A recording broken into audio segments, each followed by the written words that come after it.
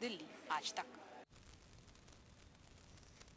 खिलौने का बच्चों की खुशियों से बड़ा गहरा नाता है। ये खुशियां वे बच्चे भी हासिल कर सकते हैं जो अच्छे खिलौने खरीद नहीं पाते। उनके लिए टॉय बैंक है ना। जी हाँ, ये खिलौनों का खजाना कई बच्चों के चेहरे पे मुस्कान ला सकता है। ये वो खिलौने हैं जो एक अच्छे मकसद से जुटाए गए हैं। इन्हें पहुंचाना है उन बच्चों तक जो इन्हें खरीद नहीं सकते। दिल्ली में बनाए गए टॉय बैंक का मकसद घरों में बेकार पड़े खिलौनों को ऐसे बच्चों तक पहुंचाना है जिनका बचपन खिलौनों के बगैर ही बीत जाता है। लोग अपने खिलौनों को देके जाते हैं, यानी अपनी प्रिय चीज से को छोड़ने के लिए वो तैयार हैं। इसी तरीके से गरीब और स्लम के बच्चे जो महंगे खिलौने खरीद नहीं सकते हैं, जिनको मिलते नहीं है, कपड़े उनको दे सकते हैं लोग, किताबें उनको दे सकते हैं, किंतु टॉय बैंक के खिलौने कोई उनको नहीं देता था। तो हमने सोचा कि क्यों ना ऐसा हम एक बैंक स्थापित करें जिसमें ये लोगों का भी बचपन इन खिलौनों के साथ बीते जाए। टॉय बैंक में न सिर्फ पुराने खिलौनों को इकट्ठा किया जाता है बल्कि इन्हें फिर से इस्तेमाल के लायक भी बनाया जाता है। टॉय बैंक के पास इस समय 30,000 से भी ज्यादा खिलौने हैं जो दिल्ली के दरिया दिल लोगों ने जरूरतमंद बच्चों के लिए दान किए हैं।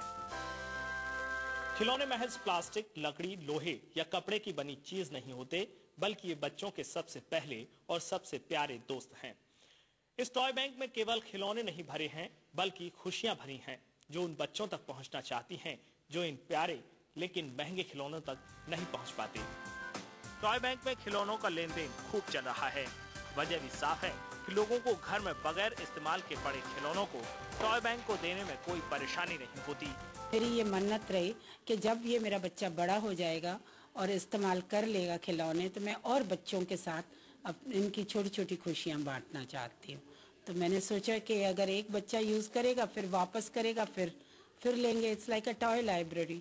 इसलिए मैं चाहती हूँ कि और बच्चे भी यूज करें। टॉय बैंक अब दिल्ली के अलग अलग इलाकों में अपने करीब 30 सेंटर खोलने जा रहा है जहां लाइब्रेरी की तरह खिलौने इशू और जमा कराए जा सकेंगे। कपिल शर्मा, दिल्ली आज तक। खिलौने जमा करने वाले टॉय बैंक को दिल्ली में कामयाबी भी मिल रही है। अब तक टॉय बैंक को हजारों खिलौने दान में मिल चुके हैं और लोग भी घरों में बेकार पड़े खिलौनों को टॉय बैंक तक पहुंचाने में अच्छी खासी दिलचस्पी दिखा रहे हैं।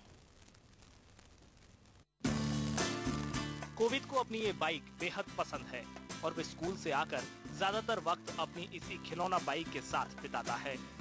लेकिन अब वो बड़ा हो गया है और उसके कई खिलौने ऐसे हैं जो अब उसके काम के नहीं रहे।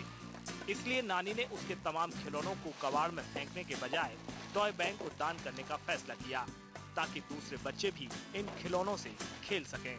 जो ब्रोशर दिखाया है कि बहुत से बच्चे यूज करेंगे। It's like a library.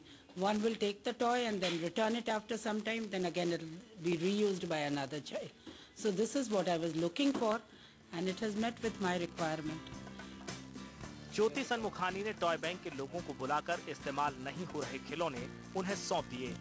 Toy bank की कोशिश है कि ज्यादा से ज्यादा लोग इस मुहिम से जुड़ें ताकि खिलौने कबाड़ के भाव बिकने के बजाय नन्हे हाथों में पहुंचकर मुस्कान बिखेर सकें। इसके लिए एक वेबसाइट भी बनाई जा रही है।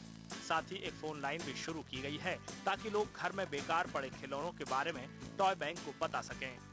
अगर कोई खुद आकर खिलौने टॉय बैंक को देना चाहता है तो वो 74 बाबर रोड जाकर ऐसा कर सकता है।